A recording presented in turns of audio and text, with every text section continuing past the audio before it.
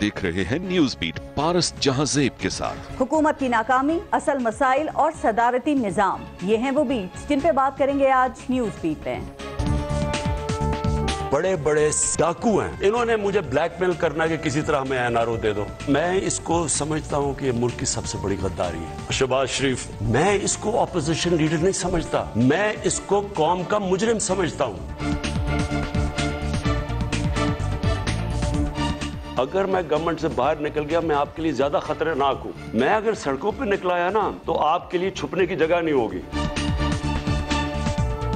एक चीज जो मुझे कई दफा रातों को जगाती है वो सिर्फ महंगाई है। महंगाई इस वक्त दुनिया का फिनोमेना है। अस्सलाम वालेकुम, मैं हूँ पारस जहांजेब। कहा जाता है कि जब हुकूमत के पास अवाम को देने के लिए कुछ ना हो, वो अपनी बुनियादी जिम्मेदारी पूरी करने में नाकाम हो रही हो, तो फिर हर रोज नई नई कहानियां और हर रोज नए बयानिए बनाए जाते हैं और असल मसाइल से तवज्जो हटाई जाती है और फिर किसी न किसी ट्रक की बत्ती के पीछे लगा के वक्त गुजारी की कोशिश की जाती है। हुकूमत की बुनियादी जिम्मेदारी अपने अवाम की फलाह बहबूद है। अवाम इसी मकसद के लिए रियासत को टैक्स देते हैं ताकि उन्हें रोजगार मिल सके, बुनियादी जरूरियात की चीजें आसानी से मिल सकें, इंसाफ मिल सके, माशरती तहफ़्फ़ुज़ मिल सके। तो फिर सियासत का मौजू अवाम के मसाइल होने चाहिए ना। लेकिन हमारे यहाँ अजब रविश चल निकली है कि असल मसाइल को छोड़ के बाकी हर काम पर भरपूर तवज्जो दी जाती है। इस मुल्क का सबसे बड़ा मसला महंगाई है, लेकिन अवाम को बरामदात, दरामदात, तरसीलात ज़र, GDP ग्रोथ और मईशत के भारी भरकम आदाद शुमार के पीछे लगा दिया जाता है। सियासत कभी ऑडियो लीक्स, कभी हलफनामों, कभी नवाज शरीफ को माइनस करने, कभी चार की मुलाकात और कभी डील की कहानियों में उलझा दी जाती है। अक्सर कहा जाता है चोरों को एनआरओ नहीं मिलेगा, कभी कहा जाता है कि हुकूमत से निकाला गया तो ज्यादा खतरनाक हो जाएंगे, कभी ऑपोजिशन के लिए एहतसाब की तलवार मजीद तेज करने और रोजाना हिसाब देने की ख्वाहिश सामने आ जाती है। हमारा मसला इदारों की तबाही है, लेकिन हमें सदारती और पार्लिमानी निजाम की बहस में उलझा दिया जाता है। हमारा मसला बेरोजगारी, गुर्बत और भूख है। इन मसाइल के मुस्तकिल हल के बजाय हमें पनागाहों और लंगर खानों में उलझा दिया जाता है। हमारा मसला अदालती निजाम है। इस निजाम में कमजोर सजा पाता है और ताकतवर बच निकलता है। कातिल जाहिर जाफर कभी व्हील चेयर और कभी स्ट्रेचर पर लेटने के ड्रामे करता है। शाहरुख जतोई जेल के बजाय हॉस्पिटल के VIP कमरे से बरामद होता है और उस्मान मिर्जा को मुद्दई पहचानने से इनकार कर देते हैं। हमारा मसला कमजोर गवर्नेंस है, इदारों की इस्लाहात हैं, तालीम और सेहत का निजाम है, टैक्स चोरी है, रिश्वत है, करप्शन है, महंगी बिजली और पेट्रोल है, गैस और खाद का बहरान है। लेकिन शायद हुकूमत का मसला ऑपोजिशन को जेलों में डालना और ऑपोजिशन का मसला खुद हुकूमत में आना है। अब सच तो यह है कि अवाम सब के लिए है, लेकिन अवाम का कोई नहीं।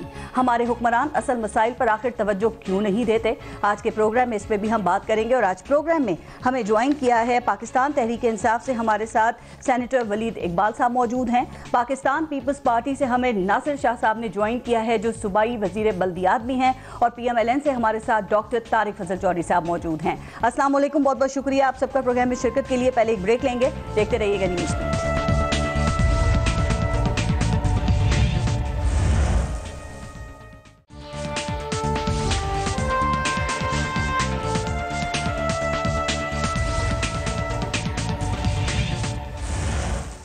वलीद इकबाल साहब, आपसे शुरू करते हैं सर, और यहाँ से पहले शुरू कर लेते हैं कि आज वजीर आजम ने ये कहा कि अगर उन्हें निकाला गया तो मैं और ज़्यादा ख़तरनाक हो जाऊँगा ऑपोजिशन के लिए। तो सर, क्या उन्हें कोई ऐसा खतरा महसूस हो रहा है कि ऑपोजिशन उनकी हुकूमत को गिरा सकती है? जो ये इरादे अपने जाहिर कर रही है ऑपोजिशन, कभी अदम एतमाद की बात करती है और कभी लॉन्ग मार्चेस की बात करती है। मैं अपना एतराज रिकॉर्ड कराना चाह रहा हूं। जो आपने तमहीद में एक पोजीशन ली है, आप या तो PMLN या PPP से हो या JUIF से हो तो चले, वो तो बनता है। आप एक टेलीविजन नेटवर्क से एक मेजबान है तो आप राय का इजहार ना करें। सर, अगर आपने पूरा इंट्रो सुना हो तो मैंने बाद में PMLN और पाकिस्तान पीपल्स पार्टी के हवाले से भी बात की है और कोई राय कायम करने की कोशिश नहीं की कि हमारे यहाँ मसाइल क्या हैं और उनको डाइवर्ट करने की किस किस तरीके से कोशिश की जाती है। मैं उन हर बात का जवाब देना चाह रहा हूँ क्योंकि आप किसी गलतफहमी में मुब्तला हैं। वलीद इकबाल साहब, ऐसे हुकूमत का दिल बहुत बड़ा होता है, वो बुरा नहीं मानते, वो गुस्सा नहीं करते। आप मेरी गलतफहमी के साथ साथ आज अवाम की भी सारी गलतफहमियां दूर कर दीजिएगा सर, जो अवाम सवालात उठा रही है, खासकर महंगाई के हवाले से, जिसकी वजह से वजीर आजम को भी नींद नहीं आती रात को। मैं सारी गलतफहमियां दूर करूंगा, लेकिन मेरा ये फर्ज बनता है कि आपको इस बात की ताकीद करूं कि आपको गैर अपने जिस पोजीशन में जानबदार ही पाएंगे, जानबदार रहना चाहिए। आपको ये कहाँ लगा कि मैंने जो है वो जानबदारी का मैंने नहीं पाया। नहीं, मुझे बता देना, मुझे करेक्ट कर दें, आपको कहां लगा कि मैंने जानिबदारी का सबूत दिया? मैं तो ये कह रहा हूं, मैंने तो कहा है ना कि आप राय का इजहार ना करें तो बेहतर है। मैंने अपनी क्या राय दी है? बयान कर दें। आप कह दें कि आपने कहा ना कि हुकूमत की नाकामी है तो वो अटेंशन डाइवर्ट करती है, वो ये इनको कहने दें जो बैठे हुए हैं यहाँ पे, इनको मैं इनके ऊपर कुछ ना कुछ बात करूंगा जो सर, ये मेरी राय नहीं है, ये कोई बात करेंगे जो मेरे खिलाफ जाती है, आपको आप खुद बताएं पिछले 4 हफ्ते से हो क्या रहा है? आप मुझे इजाजत ही नहीं दे रहे बात करने की। आप कह रहे हैं कि पारस साहब ने टॉपिक्स क्यों लेना ही नहीं है, उस पर बात नहीं करनी। 4 हफ्ते से हमारे मुल्क में हो क्या रहा है? वो 4 लोग कौन थे, वो किससे मिलने गए, ऑडियो लीक हो गई, ये हो गया। मैं तो कह रही हूँ जो अवामी इश्यूज हैं, महंगाई, गुर्बत, बेरोजगारी, उस पे आए ना सर हुकूमत। अगर ऑपोजिशन आपको डाइवर्ट करती है तो आप क्यों डाइवर्ट होते हैं? ऑपोजिशन मुझे डाइवर्ट नहीं करती, डाइवर्ट आप कर रही हैं। अच्छा, मैंने डाइवर्ट किया है? आपके ऊपर तनकीद कर रहा हूँ ना, सवाल पूछ लिया ना सर मैंने महंगाई का। मैं कह रहा हूँ, मैं आपको असल मसाइल महंगाई जो है, प्राइम मिनिस्टर ने कहा है ना कि उनको रात को नींद नहीं आती जी। मैंने कल के अखबार में, मैंने बल्कि प्राइम मिनिस्टर को भी भेजा कि कल के अखबार में एक रिपोर्ट आई हुई है, मैं सिर्फ एग्जांपल के तौर पे, वो एक नहीं है, उसकी तरह की 20 रिपोर्टें हैं कि कनाडा जैसा मुल्क, एक फलाई रियासत, एक टॉलरेंट, एक डाइवर्स रियासत, कितने पाकिस्तानी और कितने इंडिया से सिख और कहां लोग वहां जाके रहते हैं। 60% कनाडा की आबादी इस बात को महसूस कर रही है कि we can't make ends meet, कि हमारा गुजारा नहीं हो रहा, इतनी महंगाई हो गई है। 30 साल में पहली दफा इतनी महंगाई अमेरिका में पहले आई, 25 साल में इतनी ज्यादा महंगाई यूरोप में कभी नहीं आई। मतलब दुनिया भर इसकी लपेट में है। यकीन करें, यहाँ पे 100% आबादी यही वलीद इकबाल साहब महसूस कर रही है। इसीलिए मैं खुद महसूस कर रहा हूँ महंगाई कितनी है। मुझे पता है कि मेरी जेब में अगर 10,000 या 20,000 रुपए आज से 6 माह पहले या साल पहले वो कितने दिन चलते थे और आज कितने दिन चलते हैं। मैं इसीलिए तो जवाब देना चाह रहा हूँ कि ये इंटरनेशनल कमोडिटी प्राइसेस हैं।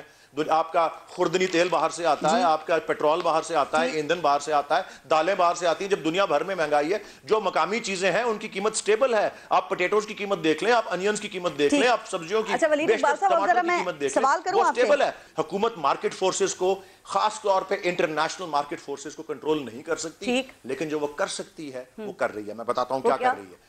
उसने वो जो एहसास राशन प्रोग्राम एहसास राशन प्रोग्राम दिया है कि जो 50,000 से या 30,000 से कम की तनख्वाह वाले हैं उनको 30% डिस्काउंट मिलता है आटे के ऊपर, तेल के ऊपर और दालों के ऊपर। वो क्या कर सकती है, वो जो इलाज की इतनी बड़ा बोझ जो होता है लोगों पे, उसकी सहूलत को जो है वो पहुंचा रही है और दालों पर, और खासकर पंजाब। क्या एक आम आदमी सिर्फ यही 3 चीजें खाता है सर? जी जनाब, सबसे ज्यादा। और एक खानदान को सिर्फ 1,000 रुपए, क्या उसमें कुछ हो सकता है? मेरी सुन ले। दूसरा, ये जो आपको सेहत प्रोग्राम है, जो कार्ड है ये, और जो खासकर खैबर में रोल आउट हो चुका है और पंजाब में अब हो रहा है, और जिसमें जो हुकूमत कर सकती है ह्यूमन डेवलपमेंट के लिए और गरीबों के लिए, जिंदगी को आसान बनाने के लिए, बहुत कुछ कर रही है, सपोर्ट करने के लिए, मैं भी आपको बताती हूं, वलीद इकबाल साहब कर रही है, वो टारगेटेड सब्सिडीज दे रही है, बहुत कुछ कर रही है हुकूमत। सेहत कार्ड की बात करती है, लेकिन जाहिर है जब हॉस्पिटल में आपको एडमिट होना पड़ता है उसके लिए, या कोई सर्जरीज हो, तो फिर वो हेल्थ कार्ड आपके काम आता है। लेकिन ये जो 80% लोग ओपीडीज में रोज ख्वार हो रहे होते हैं, या पता नहीं ये मरीज नहीं है या कम दर्जे के मरीज हैं। दूसरी बात सर, हुकूमत क्या कर रही है? हुकूमत कहती है, आदादोशुमार बड़े जबरदस्त बता रही है, वो कहती है ग्रोथ 5.37% हो गई है, एक्सपोर्ट्स 28 अरब डॉलर हो गई हैं, तरसीलाते ज़र रिकॉर्ड हैं, ज़राअत और इंडस्ट्री तरक्की कर रही है, सब कुछ बहुत अच्छा हो रहा है वलीद इकबाल साहब। लेकिन सिर्फ सवाल ये था कि महंगाई क्यों नहीं कम हो रही, महंगाई नीचे क्यों नहीं आ रही, इसके असरात, इसके समरात, इसके नताइज एक आम आदमी तक क्यों नहीं पहुंच रहे? ऑपोजिशन कहती है, आप हर दफा कहते हैं आगे 3 महीने में हालात बेहतर हो जाएंगे, और फिर होता क्या है कि अगला जो 3 महीना होता है वो पिछले से भी बदतर साबित होता है। चलें, अभी तो मैं आपको अगले 3 महीने का कह रहा हूं ना। आज क्या तारीख है? आज 23 तारीख है ना जनवरी की। जी, तो आप बैठ जाते हैं 23 तारीख को अप्रैल के, जब 3 महीने गुजर गए होंगे, आप और मैं इसी प्रोग्राम पे बैठेंगे, उस वक्त फिर मुझे बताइए। आज मैं नोट करके रख लेता हूं और फिर 3 महीने बाद जो है उसको देख लेंगे।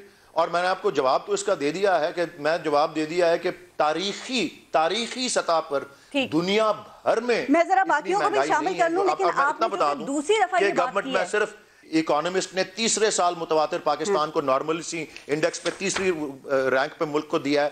ब्लूमबर्ग कह रहा है पाकिस्तान सस्टेन्ड इकोनॉमिक ग्रोथ के ऊपर जा रहा है, इकोनॉमिक वेलबींग पे जा रहा है। मैं आपको सिर्फ ये अर्ज कर रहा हूं कि जिस तरह से मैं सिर्फ आपको इतना कह रहा हूं कि जिस बहरान से दुनिया गुजर चुकी है और गुजर रही है, पैंडेमिक का और उसके अदरवाइज जो सप्लाई चेन में क्रंचेस हैं, इससे कहीं ज्यादा बदतर मईशत से हमने बचा लिया इस मुल्क को। बड़ी मोजज़ाना तरीके से, और जहां हम अभी ऑपोजिशन से पूछते हैं इस पे। अच्छा वलीद इकबाल साहब सुनिए, आपने द इकोनॉमिस्ट मैगजीन की बात की, आप बिल्कुल ठीक कह रहे हैं कि पोस्ट कोविड वही इकोनॉमिस्ट मैगजीन जो है वो तारीफ कर रहा था कि आपने कितने बेहतरीन तरीके से कोविड को दुनिया के मुकाबले में डील किया, लेकिन आपने फिर पढ़ा होगा कि यही इकोनॉमिस्ट मैगजीन अब कह रहा है कि पाकिस्तान को वो अर्जेंटाइन और टर्की के बाद दुनिया का तीसरा महंगा तरीन मुल्क करार दे रहा है। दूसरी बात, आपने 2 दफा एक बात की कि आलमी तौर पर महंगाई हो रही है। सर बिल्कुल ठीक है, फिर आप अपना मुकाबला करते हैं अमेरिका से, कनाडा से, यूके से। सर यहाँ पे जो आवाम को सहूलियात दी जाती हैं उसका भी आपको अंदाजा है। आप देखें वहां पे बेहतरीन सेहत है, बेहतरीन तालीम है, वहां पे सोशल सिक्योरिटी है, वहां पे पर कैपिटा इनकम आप देख लें। अगर अमेरिका जैसे मुल्क में महंगाई 20% हो जाती है ना वली साहब, तो लोगों को इतना फर्क नहीं पड़ता, लेकिन यहाँ महंगाई होगी तो एक गरीब आदमी तबाह हो जाता है। सर, और इन ममालिक में क्या गैस का बहरान है?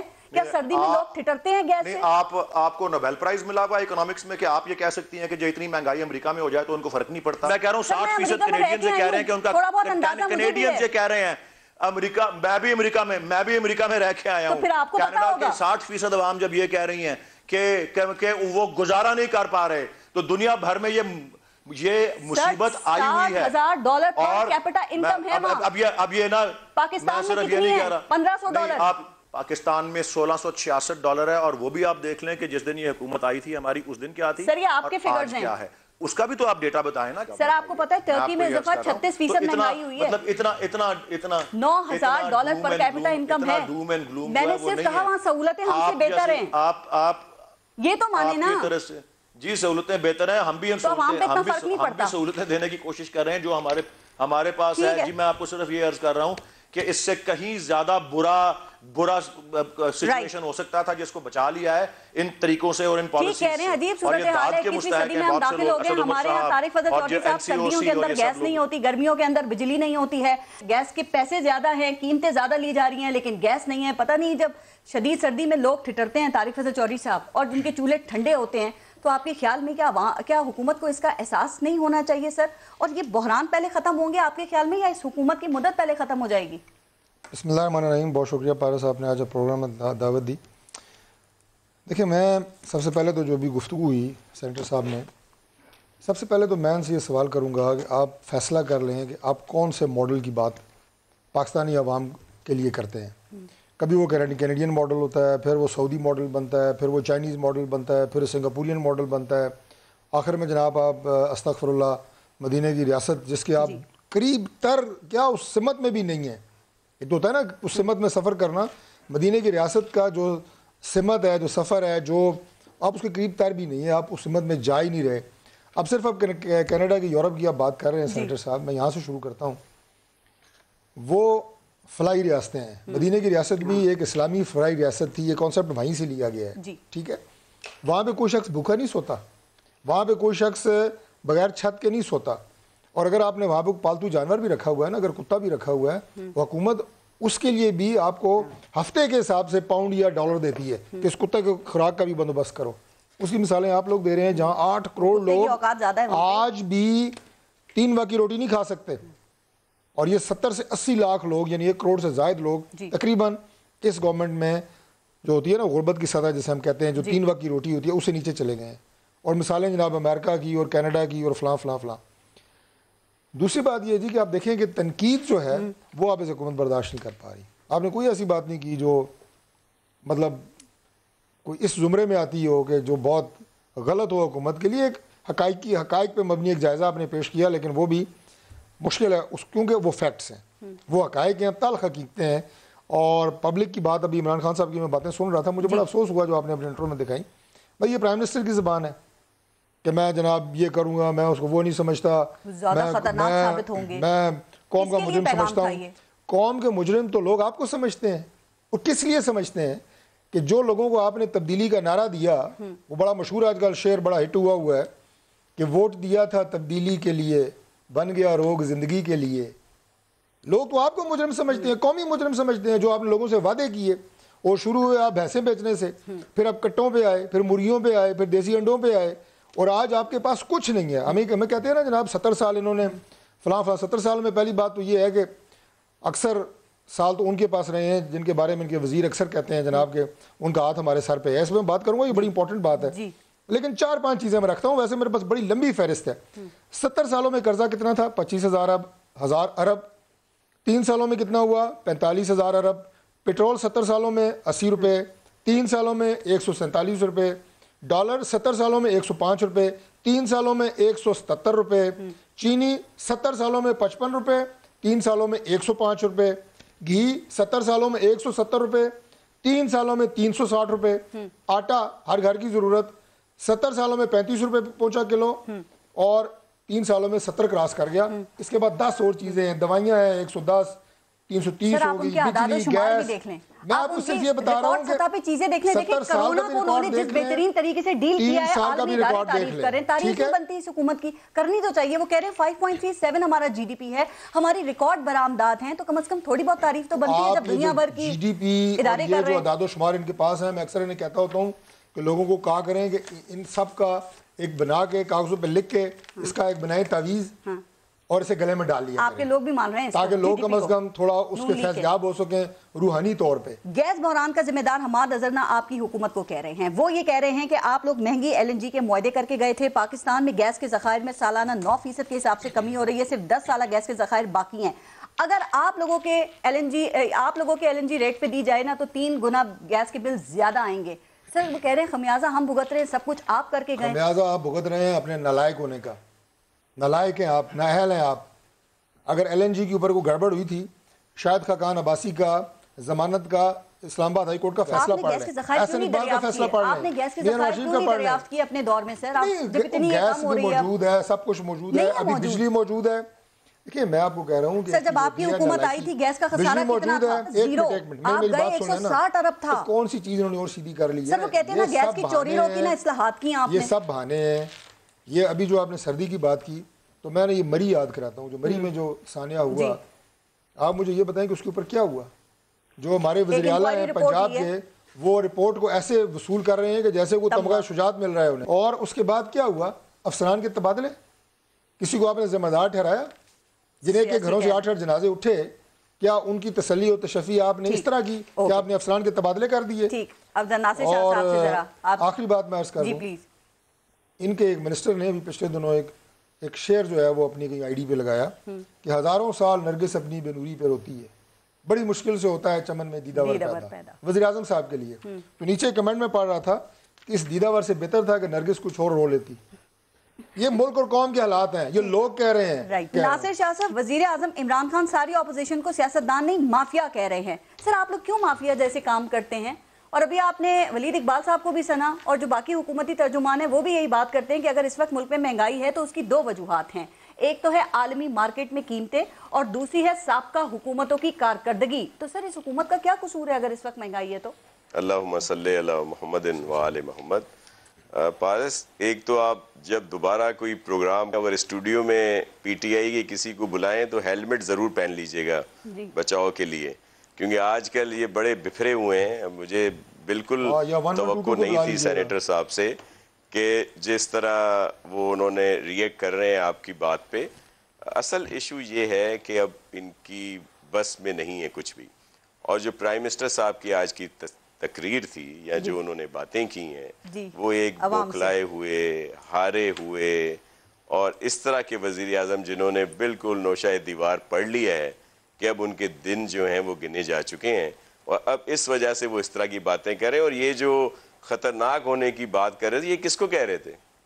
ये किसको मैसेज दे रहे हैं? आपको क्या लग रहा है? फिर ये किसको पैगाम दे रहे हैं नासिर शाह साहब? आप बताएं। उन्होंने तो अपोजिशन का है। बस अब आपको क्या लग रहा है? बस देख लें। अब वो पता नहीं किसको अपोजिशन समझने लग गए हैं। अब ये मिसाल हम तो उनको भुगत रहे हैं शुरू के दिन से। अब वो किसको कह रहे हैं ये आप उन्हीं से पूछें।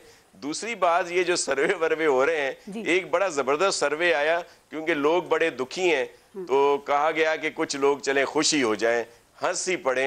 एक लतीफा सर्वे आ गया कि जिसमें बोजदार साहब को नंबर 1 दिखाया गया और फिर इसी तरह केपी वाले को और बलूचिस्तान वाले को और सिंध वाले को चौथे नंबर पे। तो ये बड़ा लतीफा था जी। हम तो बड़े फंसे हैं इस पे कि मुराद अली शाह जिसकी कारकर्दगी सबसे ज्यादा बेहतर है तमाम तर जो हमें रुकावटें हैं फेडरल गवर्नमेंट की तरफ से फाइनेंशियल दीगर चीज़ों में, उसके बावजूद यहाँ पे तरक्की का सफर जारी है। जो चेयरमैन बिलावल भुट्टो जरदारी साहब का विजन है, जिसको मुराद अली शाह साहब आगे लेके जा रहे हैं, तो बड़ा अच्छा लतीफा था। गैस के बहरान पे आप क्या कहेंगे सर? सिंध में आपको भी पता था कि गैस देखें, क्या हालात ये जो इल्जाम लगाते हैं, इनका सिर्फ एक ही बहुत खूबसूरत कामयाबी जो है इनकी, वो ये है कि ये डाइवर्ट करते हैं, दूसरों पर इल्जाम लगाते हैं। अब एलएनजी जब सस्ती मिल रही थी, इन्होंने खुद वो नहीं किए एग्रीमेंट, और अब आके वो टाइम गुजर गया, तो अब जब महंगी हो गई तो अब ये आ रहे हैं, फिर ये इल्जाम लगाते हैं वो जो इनके वजीर साहब हैं कि जी सिंध वालों ने गैस की पाइपलाइन का रास्ता नहीं दिया। वो बहुत अरसा पहले रास्ता दे दिया, वो पाइपलाइन डल गई, अब ये एलएनजी मंगवाएंगे नहीं तो उसमें हमारा क्या कसूर है? नासिर शाह साहब एक बात बताइए, क्या सिंध हुकूमत अपने तौर पे गैस के ज़खायर दरियाफ्त नहीं कर सकती? सर आपने भी तो सारी चीज वफाकी हुकूमत के ऊपर छोड़ दी है ना। कुछ ऐसे आते हैं जो नेशनल जो गवर्नमेंट के उसमें प्रोव्यू में आते हैं, लेकिन इस पे अब हम सीरियसली सोच रहे हैं कि शेल गैस की तरफ हम लोग जाएं, क्योंकि इनसे तो कोई उम्मीद नहीं है कि ये कोई इस तरह की बात करेंगे। जिस चीज को ले लें, मुझे एक चीज बता दें, एक तो आपको बता दिया पूरी डिटेल डॉक्टर साहब ने कि जो 70 साल में चीजें पहुंची थी और उनके 3 साल में कहां पहुंची, यही हालत इनकी। कोई एक चीज उठा ले, अब आप बोलेंगी तो फिर आप पे खफा होते हैं। मैं वलीद साहब से कहता हूं कि वो खुद कोई एक चीज बता दें जिसमें इन्होंने बेहतरी लाए हो, जिसकी कारकर्दगी बेहतर हो। जब पूरी दुनिया में ऑयल सस्ता मिल रहा था, उस वक्त इन्होंने ना खुद मंगवाया ना ऑयल कंपनीज को अलाउ किया। अब एलएनजी जब सस्ती थी उस वक्त भी इन्होंने कुछ नहीं किया। और एक और बात, काश्तकारों के साथ आजकल हो रहा है कि इस हुकूमत के पास ऑप्शन क्या है? सर अगर उनको आईएमएफ ये कहती है कि बिजली की कीमतें बढ़ाओ तो उनको बढ़ानी पड़ेंगी, वो मजबूर है ना। अगर इंटरनेशनल मार्केट में तेल $87 फी बैरल है तो ये हुकूमत क्या करे फिर?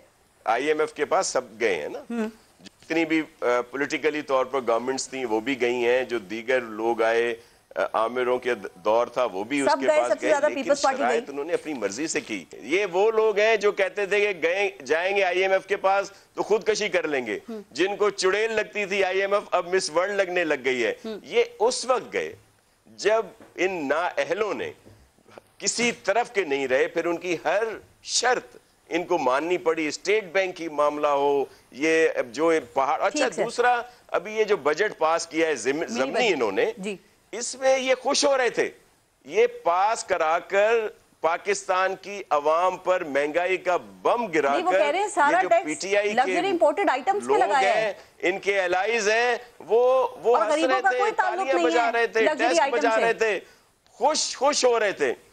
वो कह रहे हैं पाकिस्तान के अमीर रो रहे हैं, गरीब तो खुश हैं। दीगर ममालिक से मवाजना करते हैं, वहां का पर कैपिटा देख लें, यहाँ का देख लें। ये वही लोग हैं जो 2018 में कहते थे कि पाकिस्तान महंगा तरीन मुल्क है, अब ये कहते हैं कि सस्ता तरीन मुल्क है।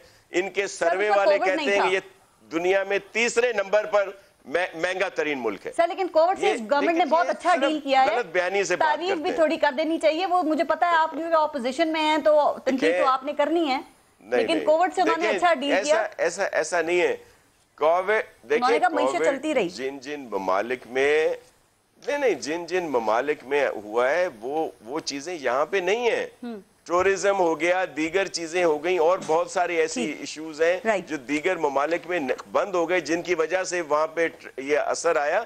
यहाँ पे क्या था, यहाँ पे देख लें कितना बड़ा सानिया हो गया। अगर कुछ लोग नासिर शाह साहब, मैं जरा ब्रेक ले लूं अब, जो रिपोर्ट हुई है, और ब्रेक के बाद जरा एहतसाब के ऊपर बात करेंगे, क्योंकि आज वजीर आजम ने इस हवाले से भी बात की। उन्होंने कहा कुछ भी कर लें आप लोग, लेकिन जो मुजरिम है मुल्क के उनको एनआरओ नहीं मिलेगा। ब्रेक लेते हैं, देखते रहिएगा न्यूज़।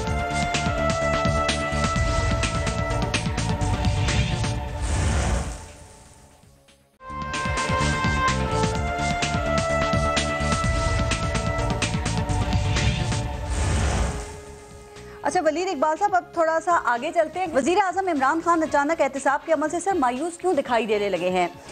और उन्होंने नाकामी का भी एतराफ़ किया है, और ये भी कहा जा रहा है कि जो आपके मुशीर हैं एहतसाब के शहजाद अकबर, उनको भी तब्दील किए जाने की बातें की जा रही हैं। तो सर इसकी वजह क्या है? वजीर आजम क्या चाहते थे कि शहजाद अकबर क्या करें तो वो मुतमईन होंगे? आई एम नॉट श्योर कि आज वाली उनकी जो आवाम से गुफ्तगू थी टेलीफोन पे, उसमें कौन सी ऐसी उन्होंने बात की है जिससे उन्होंने कोई मायूसी का इजहार किया? आपको पॉइंट आउट करें ना। सर, इससे मैं बता देती हूँ, इससे पहले उन्होंने एक इंटरव्यू दिया था जिसमें उन्होंने नाकामी का एतराफ़ किया कि हम एहतसाब करने में नाकाम हुए हैं, जो आपका सबसे बड़ा नारा था।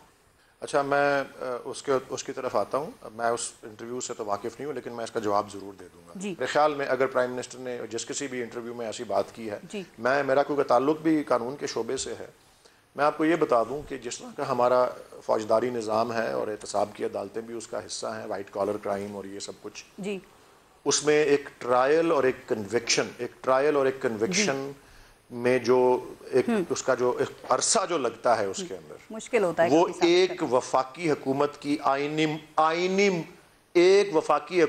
आईनी मुद्दत से ज्यादा होता है जी। यानी कि 5 साल की अगर आईनी मुद्दत एक हुकूमत की है तो एक टिपिकल बहुत चलें कोई ना कोई एक्सेप्शंस तो निकल आती होंगी, लेकिन एवरेज अगर आप ले लें तो 6 साल से पहले कोई कन्विक्शन नहीं होती। ये बड़ा रेयर होता है। नवाज शरीफ की तो कन्विक्शन हो गई थी ना, इसलिए वो क्योंकि एहतसाब की जी वो उनकी कन्विक्शन उसके लिए उसकी वजह यह है कि उसकी पहले तो सुप्रीम कोर्ट ने उनको डिस्क्वालीफाई कर दिया था, तो वो ओहदे से तो वहीं बरतरफ हो गए, और वो क्योंकि आईनी दरखास्त थी और सुप्रीम कोर्ट में थी, और सुप्रीम कोर्ट ने बाय द वे उसमें भी बड़ी सख्ती से ये कहा था कि जी आप ये अल्फाज उन्होंने इस्तेमाल किया था कि आप मास्टर्स ऑफ ऑब्फस्केशन है शरीफ फैमिली के बारे में, ये कि ये जो हमें आप आज कह रहे हैं ना कि डाइवर्ट करना और टाल मटोल करना और वक्त लेना और आगे करना और इल्तवा डालना, ये तो एक गले का हार है शरीफ फैमिली के। ये सुप्रीम कोर्ट और ये दीगर ऑब्जर्व करते रहे, चले वो तो एक हो गया।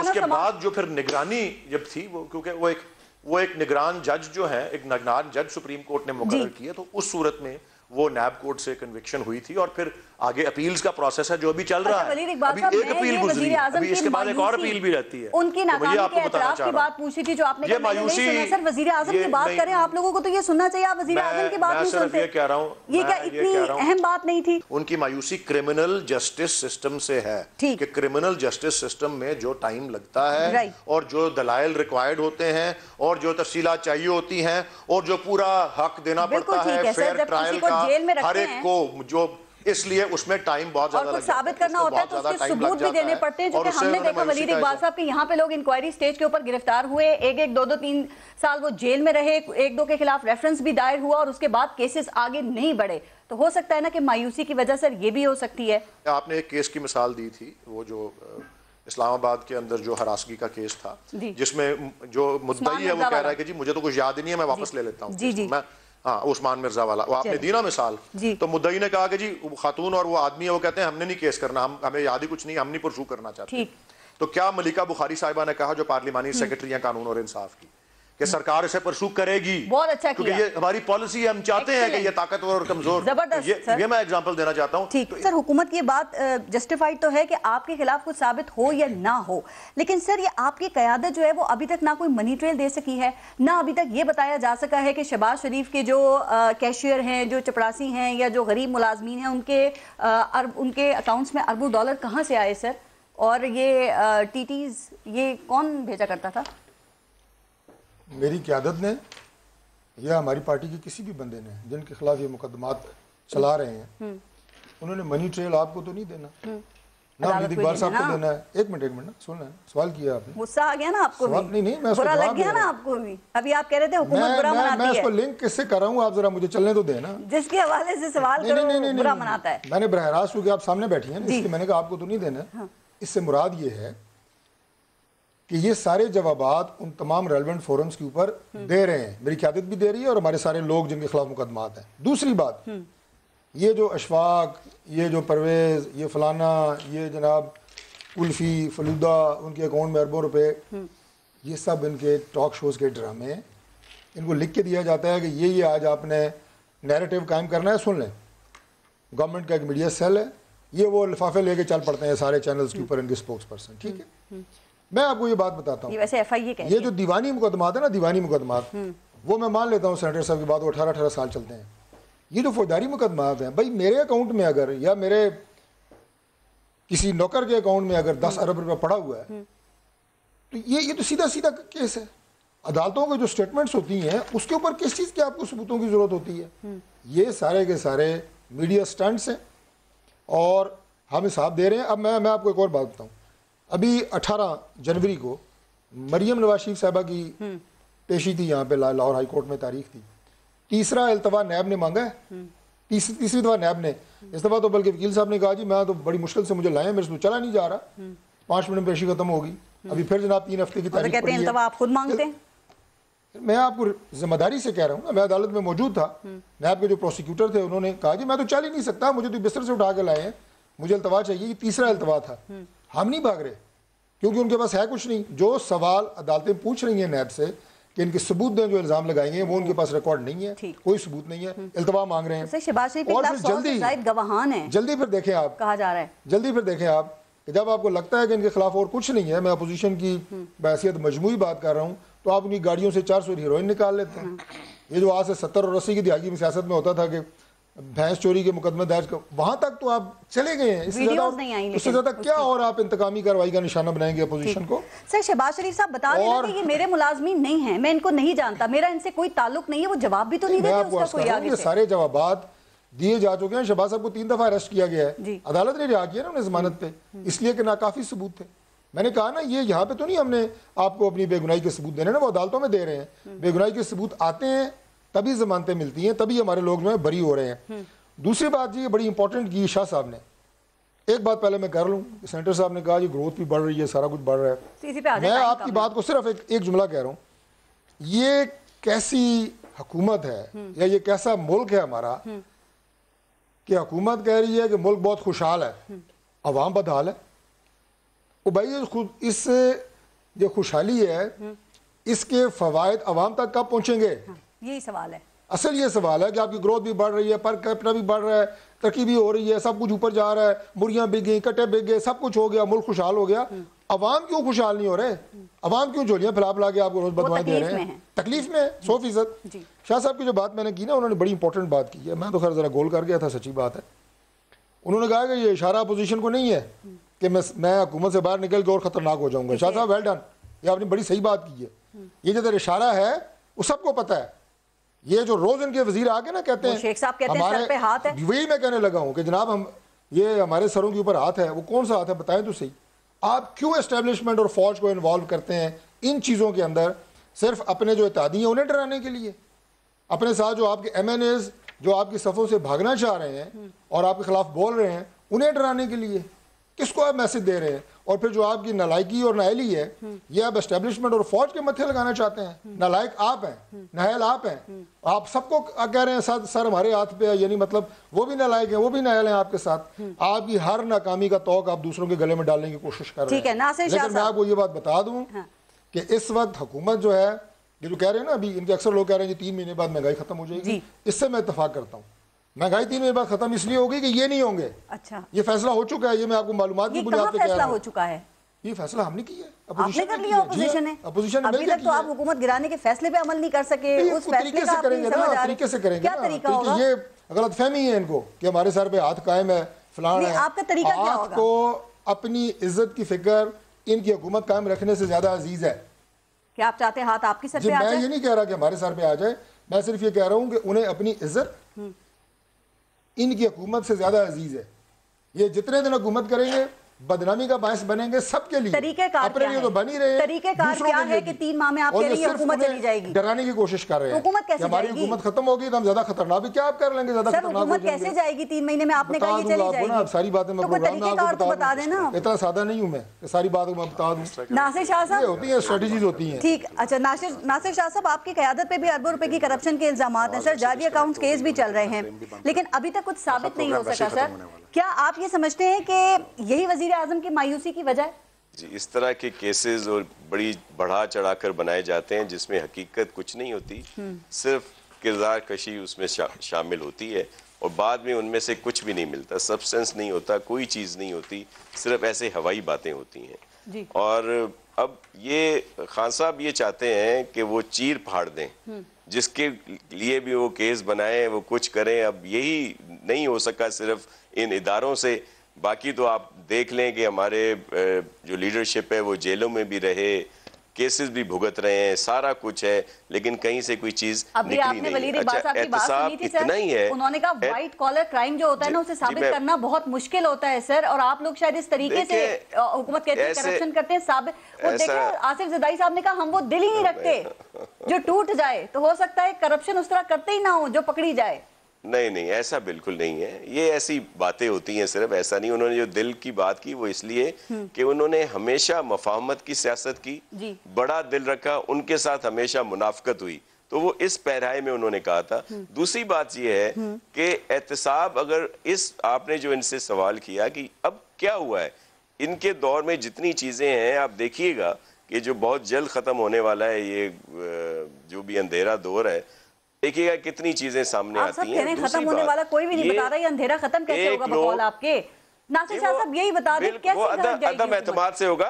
मैं बता रहा हूँ, मैं बता रहा हूँ, मैं आपको बता रहा हूँ, देखें खुल के बता देता हूँ आपको, ये वही जो आईनी तरीका है, जो वही जमहूरी तरीका है अदम एतमाद वाला, वो इंशाल्लाह बहुत जल्द होगा और इनसे छुटकारा मिलेगा। ये जो तकरीरें आज की, जी बिल्कुल हो जाएंगे, बिल्कुल हो जाएंगे। ये जो तकरीरें थी ना आज की, तो हमें देखें, यही तो हम कह रहे हैं, ये जो हम पर इल्जाम लगा दिया जाता है कि हम कोई जी हाथ मांग रहे हैं जो हम पर शफकत का रखे, हमें ऐसा नहीं कह रहे, हम सिर्फ कह रहे हैं कि आप न्यूट्रल हो जाएं, बाकी हम चीजें संभाल लेंगे। और मैं आपको एक और बात भी कहूं, जिस तरह डॉक्टर साहब ने कहा कि उन मुक्तदर इदारों को अपनी इज्जत प्यारी है, उनको इज्जत भी प्यारी है, लेकिन सबसे ज्यादा उनके लिए अहम है पाकिस्तान। जब वो देखते हैं कि पाकिस्तान के साथ ये कुछ हो रहा है, मईशत कहाँ पे जा रही है, दीगर चीजें, तो फिर उनकी पहली प्रायोरिटी पाकिस्तान है। फिर वो कोई अपना उनका लाडला हो, मन पसंद हो, फिर उसको नहीं तो सामने रखते कि उनका लाडला, अगर पूरी हमें उम्मीद है, हमें इंशाल्लाह है, क्योंकि हम समझते हैं कि वो पाकिस्तान, देखें वो पाकिस्तान से प्यार, देखिए उनके लिए पाकिस्तान अहम है, और इस वजह से हम यकीन है कि वो उस पर जरूर न्यूट्रल होंगे। दूसरी बात ये जो तकारीर होती हैं, ये जो लोग नेक बनना दिखाना चाहते हैं, नेक नहीं होना चाहते, नेक नहीं होते, लेकिन नेक बनते हुए दिखाई देते हैं, जो मुनाफकत का एक दर्जा है उसमें आते हैं। ये जो हमेशा बहुत सारी मिसालें दी जाती हैं, ये मुनासिब नहीं है। लॉन्ग मार्च करने इधर, जी बिल्कुल बिल्कुल, जोर शोर से इंशाल्लाह जी, लोग ही लोग होंगे, लोगों का समंदर होगा। आप देखिएगा चेयरमैन बिलावल की कॉल पे पूरा पाकिस्तान निकलेगा इंशाल्लाह। यहाँ के क्या करेंगे आप? यहाँ के हम तकरीर करेंगे। देखिए हम एक और चीज भी वजाहत कर दूंगा, कभी भी पाकिस्तान पीपल्स पार्टी, सुन ले, पाकिस्तान पीपल्स पार्टी कभी भी गैर जमहूरी तरीके से या किसी भी ऐसे प्रोसेस में शामिल नहीं होगी जो गैर जमहूरी। चेयरमैन बिलावल साहब जो आज एक आम पाकिस्तानी की बात कर रहा है, जो इनकी नाअहली की वजह से अजियत में मुब्तला है, महंगाई की अजियत में मुब्तला है। धरना देंगे, आप जलसा करेंगे, उसके बाद घरों को चले जाएंगे, आप क्या करेंगे ये बताइए। देखिए मैं आपको अर्ज करूं, जब एक लोगों का समंदर निकलेगा, तो वही जिनको ये आज हमारे मोहतरम प्राइम मिनिस्टर साहब जिनको डरा रहे थे कि मैं बड़ा खतरनाक हो जाऊंगा, मैं वैशी हो जाऊंगा, मैं पता नहीं क्या हो जाऊंगा, जो भी ये कुछ कह रहे थे, तो उसको देख लेंगे बात। नहीं, वो आवाम का समंदर लेकर आ रही है पीपल्स पार्टी, लेकिन नासिर शाह साहब बता ही नहीं रहे कि वो समंदर आके यहाँ पे करेगा क्या। नहीं, वो देखिए सियासी पार्टियों की मजबूरी होती है, जब समंदर को देखा जाएगा, आप क्या कहेंगे कि क्या करने के लिए समंदर आ रहा है? सिर्फ तकरीरें सुनने के लिए आ रहा है और घर चले जाएगा, इससे महंगाई खत्म हो जाएगी। 3.5 साल हो गए आप लोगों को दावे करते करते, हुकूमत नहीं गिरा सके आप उनकी। सुन ले, लॉन्ग मार्च से नहीं गिरती। ये मार्च में बात करेंगे ना, ये मार्च में बात करेंगे, 27 फरवरी को शुरू होगा, जब मार्च के पहले हफ्ते में आपसे बात करेंगे, एक प्रोग्राम रखिएगा। ठीक, अच्छा आखिरी कमेंट कर दें। वलीद इकबाल साहब, आपने सुना कि कहा जा रहा है कि मुक्तदर हल्के आपसे कह रहे हैं कि हमें ना घसीटें, वो कह रहे हैं उन्होंने तरदीद कर दी है, कहीं कोई डील नहीं हो रही, और आप लोग सर, आपकी हुकूमत, आपके हुकूमती वुज़रा उनको घसीट रहे हैं। कोई कह रहा है कि 4 लोग मुलाकात करने गए थे किसी अहम शख्सियत से, शेख रशीद कहते हैं हमारी हुकूमत के सर के ऊपर हाथ है, तो आप क्यों घसीट रहे हैं सर इस दफा उन्हें? मैं क्लोज करूँ। नहीं, वो घसीटने वसीटने वाली बात ऐसी कोई नहीं है जी। ये वाकई क्योंकि इनका तरीका इस तरह का है कि इसलिए 4 लोग वहाँ खड़े हुए हैं, क्योंकि इनकी वो मरूसियत से तंग हैं। लेकिन मैं आपको ये बता दूं कि प्राइम मिनिस्टर को आज ये क्या बात कहने की ज़रूरत नहीं थी, उन्होंने वैसे कह दी तो चले खैर कह दी। ये जो उन्होंने कही है कि मैं अपोजिशन में जो हूँ ज़्यादा खतरनाक हूँ, क्योंकि ये सबको पता है, इसको किसी कहने की ज़रूरत थी नहीं, लेकिन अच्छा किया क्या थी, क्योंकि इन लोगों के लिए ही कही है। क्योंकि कल को अगर ये ख्वाब देख रहे हैं ना कि हुकूमत में आ जाएंगे, जो कि ये अपना बिल्ली के ख्वाब में छिछड़े वाली सर, बात अगर है, इस वक्त ये आप होगा नहीं अपोजिशन कभी। में होते मैं और सिर्फ एक महंगाई इतनी होती तो आप क्या करते वलीद इकबाल साहब? अगर आप लोग अपोजिशन में होते और इतनी महंगाई होती है इस मुल्क के अंदर? मिर्जा गालिब का एक मैं शेर अर्ज कर देता हूँ, हुई मुद्दत के गालिब मर गया पर याद आता है, वो हर एक बात पे कहना कि यूं होता तो क्या होता। आप भी आखिर में कुछ शेर व शायरी में जवाब दे रहे हैं? क्लोज करूँ शो। देखिए, मैं आखिर में तो सिर्फ एक मिसरा पढ़ सकता हूँ। प्लीज। एक तो ये कह दूं कि ये जो इनको ये एक खाम ख्याली है ना कि हमारी अवामी मकबूलियत जो इससे पहले जब अपोजिशन में थे, बाहर निकलते थे, वो नहीं रही। ग्राउंड रियलिटी चेंज, पुलों के नीचे से बड़ा पानी गुजर गया। आप बाहर निकल के देखें कितने बंदे आपसे चलते हैं। ठीक। दूसरी बात ये है कि अवाम का ख्याल करें, अवाम का ख्याल करें। हम बार बार अवाम की बात कर रहे हैं, वरना वो अवाम का क्या वो हाल, वो क्या कहते हैं कि मेरे कत्ल के बाद उसने जफा से तौबा। अवाम बेचारे जो मरने पे आए हुए हैं, आप लोगों को खुशगपियों की पड़ी हुई है और झूठे आप भी कुछ ख्याल कर लें अवाम का। 3 महीने महंगाई आ जाए, एहतजाज 3 महीने बाद आप करेंगे, आपको कितना एहसास है अवाम का? वलीद इकबाल साहब, नासिर शाह साहब और तारिक फजल चौधरी साहब, बहुत बहुत शुक्रिया आप सबका प्रोग्राम में शिरकत के लिए। अपना और अपने मुल्क का ख्याल रखिए। पारस जहां से इजाजत दीजिए। अल्लाह ने